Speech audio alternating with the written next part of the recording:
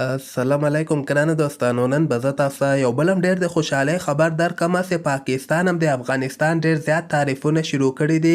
زه به تاسو ته وایم چې افغانستان او د زیمبابوې چې کومې دغه 3 شل ورځې لوبې ترسره شولې، دغه لوبې کې خاص خبره دغه وله چې افغانستان دومره په اسانۍ سره له زیمبابوې نه 3 واړه شل ورځې لوبې وګټلې چې هر یوه لوبه یې 40 نه زیات رنزو باندې زیمبابوې نه ګټلې ده. او زه به تاسو ته وایم چې دغه لوبه په پاکستان کې هم لایو نشر شوي دي، یعنې د پاکستان مینوالو هم کتلې دي او دغلته پاکستان د افغانستان دغه پرفارمنس نه ډېر زیات متاثره شوی ده.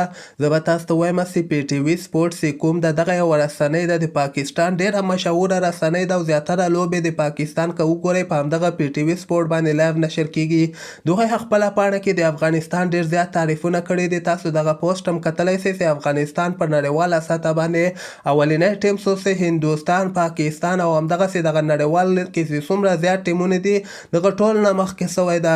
دوی د اصغر افغان هغه ریکارډ یادونه کړې ده چې کوم کې اصغر چې کوم د 42 انټرنیشنل شل ورځې لوبې ګټلې دي او دغې سره اصغر د افغانستان ټیم اولنی کپټان شو چې دومره زیاتې لوبې افغانستان ته ګټلې دي.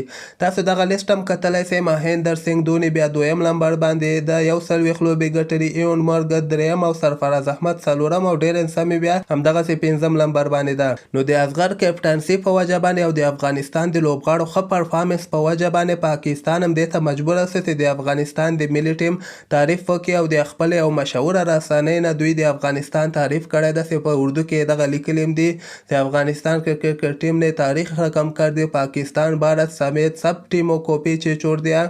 دغه اردو کې دوی لیکلی ده. خو زه به تاسو ته یو خبره وکړم چې دا د زیمبابوې ټیم چې کوم ده څه موده مخکې پاکستان ته تللی و، هلته یې له پاکستان ملي ټیم نه یوه لوبه هم ګټلې وله.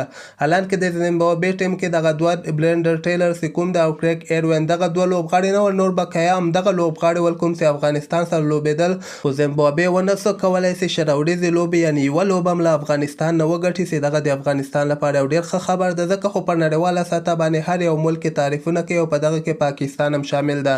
نو همدغسې تازه خبرو لپاره تاسو دغه چینل هم در سره سبسکرایب کولی شئ.